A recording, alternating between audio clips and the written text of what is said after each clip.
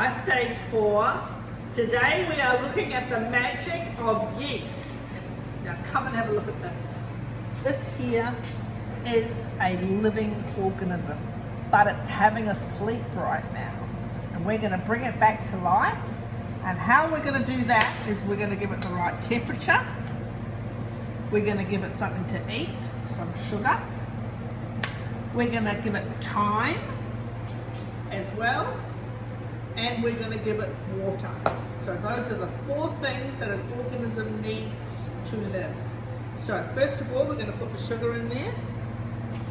And you don't really need a thermometer because you just get it blood temperature, just so when you put your finger in it feels just right. Then you're going to sprinkle your yeast over the top. And actually I will need a bigger container than that because it's going to puff up, it's going to rise up. So this is called making the sponge. So we're going to put that, you don't need to mix it in, just sprinkle it over the top. We want to leave that for about 10 minutes until it all starts to bubble, and the bubbling is a sign that it has come to life. Because today we are going to make pizza. We're going to make the tomato sauce that goes on the pizza. Now, if you're really pushed for time and you've got a jar of pasta sauce in your pantry, you can use that. But today we're going to make our own. So we're going to show you how I've got the pot on here warming up. And I'm going to show you how to dice an onion. First of all, we're going to come through like that with the core at the back. Notice I've got my hands in the claw. And I'm going to do the other one as well. And then the next part, you have to be very careful, okay? Just put your fingers on the top there and come through a couple of times. Not all the way through. Then, keeping your knife on the board, you go through like this, keeping your fingers in the claw and your knuckles tucked under, like that. And then you rest your knife against your knuckles. Well, don't waste that last bit. I'll show you what we do with that. With that last bit, make it into strips. And then line them up. Go through like that. Same over here.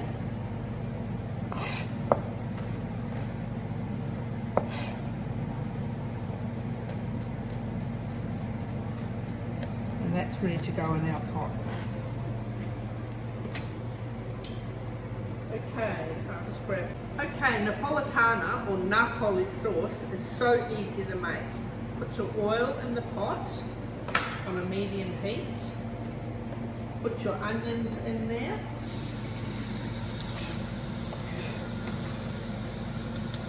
And you can either put 2 cloves of fresh garlic or a couple of teaspoons of crushed garlic. I'm going the easy way today with the crushed garlic. Mix that through. Come and have a look at this. The onion has gone transparent. We're going to add the herbs, oregano and basil. We're going to add the tomatoes, chopped tomatoes out of a tin, and it has a little bit of sugar in it, and it wants a fair bit of salt and some pepper. Bring that up to high. So this is so easy and cheaper than buying it in a jar. Probably not as quick as opening a jar.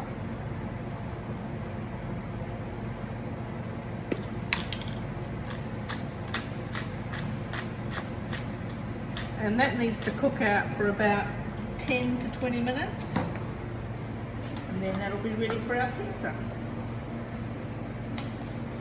Have a look at that, everyone. The yeast has risen. It has come back to life, ready to be our slave. And when we're finished with it, we're going to kill it by putting it in the oven. And all the little spaces that it's made in the dough from breathing will be trapped by the heat, and we'll have a lovely puffy dough. Now here's a bit of a trick. So you've got your flour, right? Don't try and mix it in with anything else except a knife, okay? To start off with. So we're going to put that in there. We do need salt in a dough. We're going to put a bit of salt in. Not too much because it'll kill the yeast. And then we're going to mix that through. Get all that lovely yeast in. And then we're going to cut it through like this. Otherwise, if you do it with your hands, it will all stick to your hands and it will not be good.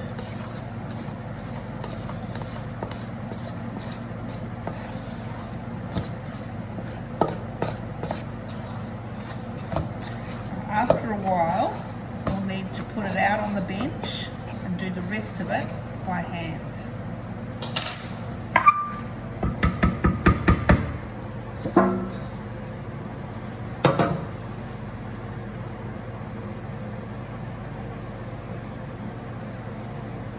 Pick up all the flour off the bench and use this part of your hand here to knead it.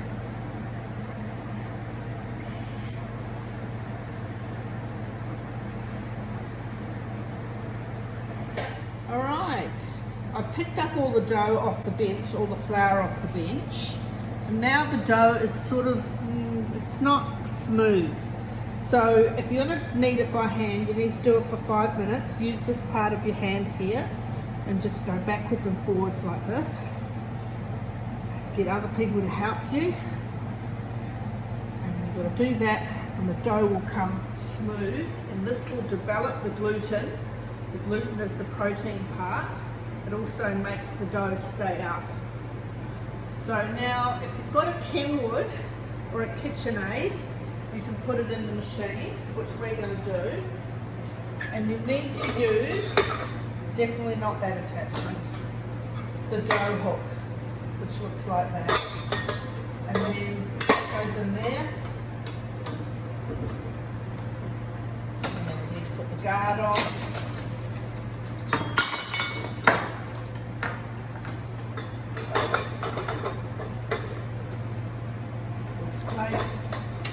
Put it on one to start off with.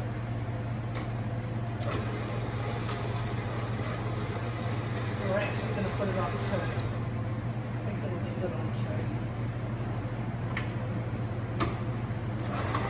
We're going to let that go for 5 minutes to develop the gluten. Okay, the dough has been in the planetary mixer for 5 minutes. Come and have a look at it and look how smooth it is now. So now we're going to put it in a bowl, but the good idea is to spray the bowl with a bit of oil so it doesn't stick. Pop it in a bowl, and you want that to double in size. That will take at least an hour. But if you do this quick method, come around here and I'll show you what I mean. There is a quick method for doing this. If you put your oven onto just 100, the very first dial, 100, maybe for 10 minutes, then turn it off. Put your hand in there, and if it feels so warm that you'd like to crawl in there and go to sleep, then it's perfect. Because yeast likes the same temperature that we like, which is about body heat.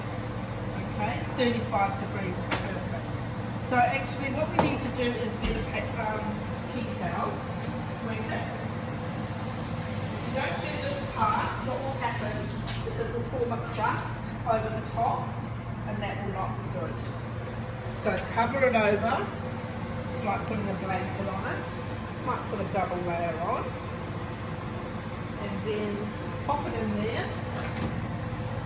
Definitely leave the oven off though, okay? And then come back. Let's try 3/4 of an hour and we'll see how that goes.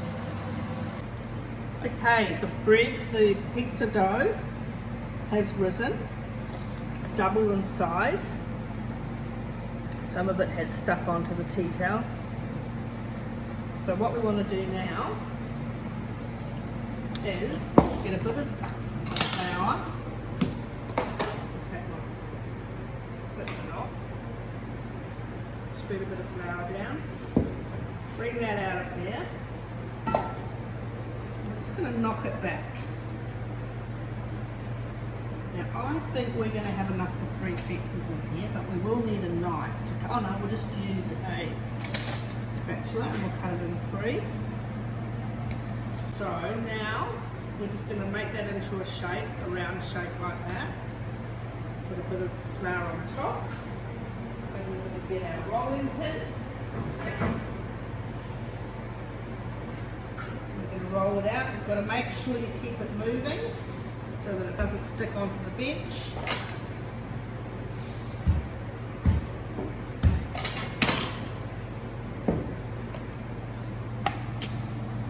So what we're going to do is we're going to actually cook it, roll it out on a piece of baking paper, because we've got some pizza stones to work with today.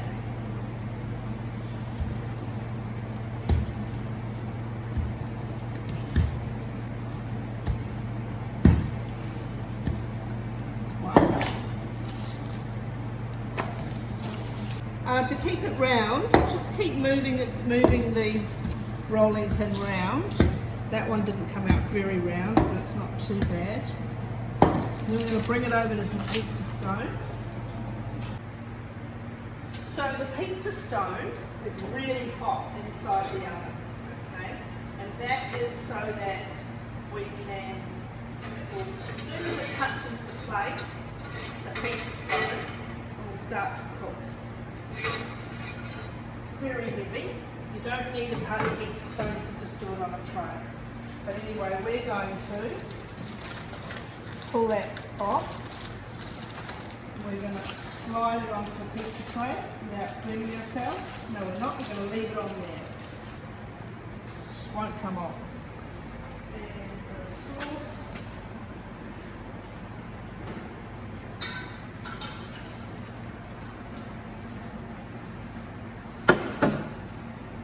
Spreading the sauce on with the back of our spoon.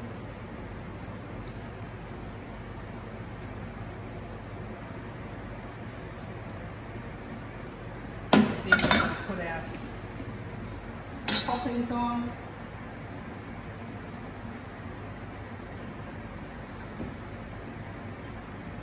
Some artichokes here. Got some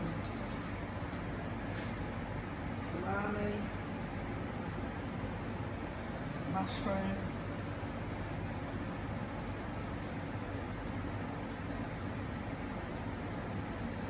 some capsicum, and just a little bit of olives and cheese. Got a mixture of mozzarella and tasty.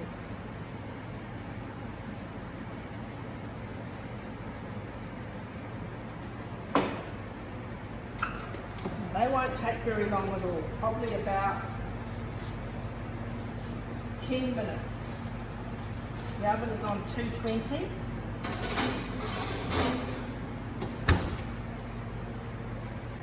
All right, our pizza, our magical yeast dough pizza is ready. And we're lucky because we've got a pizza cutter.